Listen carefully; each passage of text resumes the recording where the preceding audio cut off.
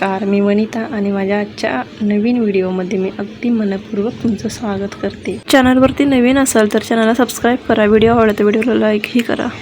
तर आज मी daily रुटीनचा video मी upload करणार आहे। तर बऱ्याच दिवसातून मी म्हणजे व्हिडिओ क्लिप छोटे शूट करून ठेवलेत, तर त्या म्हटलं अपलोड करून टाकाव्या। तर काय होतं, मी म्हणजे दोन दिवस आड 3 दिवस आड असं टिप्सचे वगैरे व्हिडिओ टाकते। तर थोड्या बऱ्यापैकी म्हणजे व्ह्यूज आहेत आता सुरुवात म्हटलं तर व्ह्यूज आहेत त्याला, तर वॉच टाईम पण त्याने जरा म्हटलं कवर होतं आहे। तर तेच थोडं दिवस असं आधीमध्ये टाकावं आणि डेली रुटीन वगैरे असं पण ब्लॉग वगैरे टाकावे असं म्हणजे मला तर वाटतं आहे आता। तर इथं मला ना कोथिंबीरीची वडी करायची होती।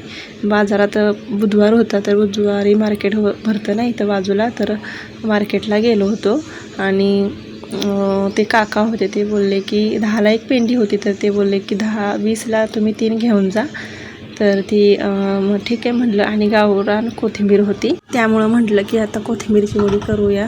कारण बरेच दिवस कोथिंबीरची वडी पण नव्हती खाल्ली आणि हे पण आळूच्या पानांची वडी पण नव्हती खाल्ली। आणि ते विचारलं तर ते भरपूर गड्डा मोठाच्या मोठा होता आळूच्या पानांचा। तर ते काय मग म्हटलं आणून पण काय उपयोग नाही, एवढे त्यांना बोलत होते अर्धा द्या, तर ते नाही बोलले। तर म्हटलं जाऊ देत, मग 20-1 रुपयापर्यंत ठीक होतं, पण ते 40 रुपयाला होता। मी एकदा कोथिंबीरीची वडी कशी केली होती माहिती आहे का, एकदा म्हणजे मी पुण्याला आले होते नवीनच यांच्यासोबत, आणि मला कोथिंबीरीची वडी करायची होती। शेजारच्या ताई बोलल्या की एवढी सारी कोथिंबीर आहे तर वडी करून टाक। तर मी बोलले की मला नाही वडी करता येत कोथिंबीरीची, मी कधी आधी केलीच नव्हती। तर त्या बोलल्या मी तुला करून देते, तो फक्त बारीक करून ठेव। तर मला असं वाटलं की कोथिंबीर बारीक करून ठेवायची, तर मी सगळं मिक्सरला कोथिंबीर सगळी वाटून ठेवली होती आणि सगळं त्याचं पाणी झालं होतं। आणि बाकी अद्रक लसूण वगैरे ते जी मिरची वगैरे होती ती पण बारीक करून ठेवली होती। आणि त्या आल्या आणि त्यांना म्हटलं ठेवली मी बारीक करून कोथिंबीर। त्यांनी बघितलं तर म्हणले अरे काय करून ठेवलंस गं हे तू। तर मी बोलले की मला माहितीच नाही हो, मी आधी केलीच नव्हती कोथिंबीरीची वडी। तर मग त्यांनी मग तसंच त्याच्यामध्येच पीठ मळलं आणि पण भरपूर सारी कोथिंबीरीची वडी झाली होती। मग त्यांना घेऊन गेल्या आणि मला पण मग करून दिली असं। तर मग तिथून पुढे लक्षात माझ्या चांगलं पक्क बसलं म्हणजे। तर कारण पहिल्यांदाच मी केली, म्हणजे आधी कधी केलीच नव्हती, त्यामुळं मग मला काही एवढं माहितीच नव्हतं। ते आळूच्या पानाच्या वडीचं कसं आपल्याला माहिती असं म्हणजे केलेलं आहे, त्यामुळं माहिती होतं, पण हे नव्हती वडी कधी केली। आणि जसं कसं होतं बाहेर पडल तसं बरंच काय नवीन बघायला भेटतं, करायला भेटतं। तर असं होतं, आणि मला एवढं असं म्हणजे स्वयंपाकातलं एवढं मला आधी ज्ञान नव्हतंच खरं म्हटलं तर।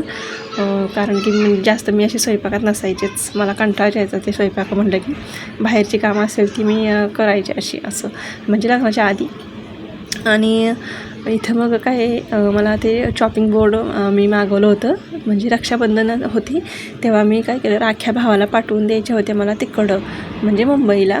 तर राख्या वगैरे मी पाठवून द्यायला ॲड्रेस घेतला मी त्याचा अपार्टमेंटचा, त्याच्या डोंबिवलीमधला। तर त्याच ॲड्रेसवर चुकून माझ्याकडनं हे चॉपिंग बोर्ड पहिलंवालं तिकडं गेलं त्याच्याकडं, आणि तो बोलला की तू कटिंगचं बोर्ड आहे ते म्हणजे तू मागवलं आहेस का? तर मी बोलले की नाही। तर तो बोलला की असं सुरतचा ॲड्रेस येतो आहे, असं येते तसं। तर मग मी कन्फ्यूज झाले की असं कसं काय, आणि नंतर माझ्या लक्षात आलं की अरे हां, मग तिला कॉल करून परत बोलले की हां मीच मागवलं होतं, पण ते चुकून त्या ॲड्रेसवर गेलं। आणि परत मग मी दुसरं मागवलं होतं, त्याला बोलले ते ठेवून घ्या तुम्हाला। तर तो बोलला की नाही नको आहे आम्हाला, आमच्याकडे आहे। तर म्हणलं जाऊ देत आता, तरी पण मी दुसरं मागवून घेतलं। आणि ते राख्यांचं पण कसं होतं, मी अशी पोस्टानं पाठवायच्या प्लॅनिंगमध्ये होते, पण ना मला त्या ताई बोलल्या, त्यांच्या मित्राच्या म्हणजे मिसेस आहे त्या, बोलल्या की तुम्ही राखी आहे ना मिशोवरून डायरेक्ट पाठवून द्या। तेव्हा मग मला असं म्हणजे समजलं की अरे हा असं पण पाठवू शकतो आपण। तर मी म्हणजे कसं ते काजल यूट्यूबर म्हणजे आहे ना, तर त्यांच्याकडं त्या जायच्या ना, तर त्यांचं ते पोस्टर सारखं चालू राहतं ना, ते ऑर्डर वगैरे घेतात कपड्यांच्या।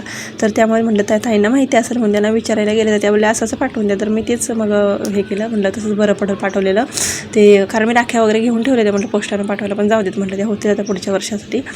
तर इथं मला ना 15 ऑगस्ट होतं ना, तर त्यासाठी मला दिव्यांशचं म्हणजे त्यांनी सांगितलं होतं क्राफ्ट करायला, तर ते ड्रॉईंग वगैरे मी करून घेतलं।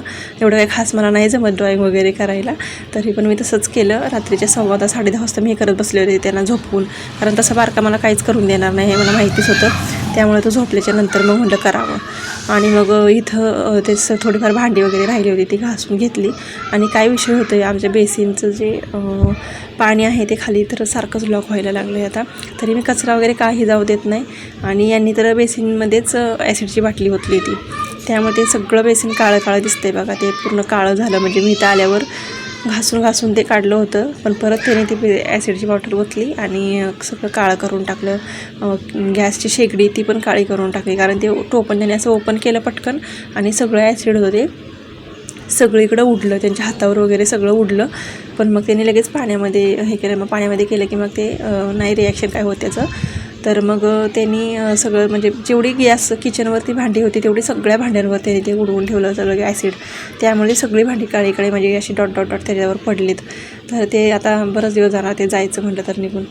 आणि मी बरंचदा ॲसिड ओतलं, थोडंसं होतं ना लॉक, तेव्हा सारखं म्हणजे निघायचं लॉक. पण आता एकदम जाम झालं आहे. आता त्याला लास्ट ऑप्शन म्हणून मी तर हेच आता ठरवलं आहे की कॉस्टिक सोडा मागवला आहे. आता बघू, त्याला जर निघालंच तर लॉक निघणार नाही तर मग प्लंबरला बोलवल्याशिवाय काही एक पर्याय, शेवटचाच पर्याय तो प्लंबर आता. तर बघू आता कॉस्टिक सोडा आल्यानंतर मग काय होतं ते. नाहीतर मग पाणी एकदम चॉक झालं आहे ते, काहीसुद्धा निघत नाही, कचराच बिलकुल पुढं सरकत नाही. मी बघते तार वगैरे टाकून, पण काही होईना त्याला. कारण त्यांनी कनेक्शन असं केलं आहे की पाईपीचं भरपूर सारी पाईप अशी लांब टाकली आहे. आणि मग त्यामुळं पाणी म्हणजे स्लोप पाहिजे म्हणजे पाण्याला कसं पाणी पटकन बेसिनमधून खाली गेलं की पटकन असं स्लोप असलं की पाणी कसं खळकरणं निघून जातं, मग कचरा वगैरे सगळं निघून जातं. तसं इथं नाही आहे. त्यांनी भरपूर म्हणजे जवळजवळ बरीच अशी लांब पाईप आहे ना त्यांची. बेसिन किचनपासून आहे ना पूर्ण त्या पॅसेजच्या बाजूच्या पॅसेजपर्यंत सरळ पाईप आहे, त्यामुळे ते पटकन पाणी निघूनच जात नाही. तर इथं यांना ना 15 ऑगस्टची मिठाई भेटली होती, तर बरोबर त्याच्यामध्ये 4 लाडू होते. तर चौघाने आम्ही 4 खाल्ले. माझा मी आजचा इथंच छोटासा असा व्लॉग थांबवते. तर चॅनलवरती नवीन असाल तर सबस्क्राईब नसेल केलं तर नक्की सबस्क्राईब करा, आणि व्हिडिओ आवडला तर व्हिडिओला लाईक पण करा. धन्यवाद. भेटूयात नेक्स्ट व्हिडिओमध्ये. बाय.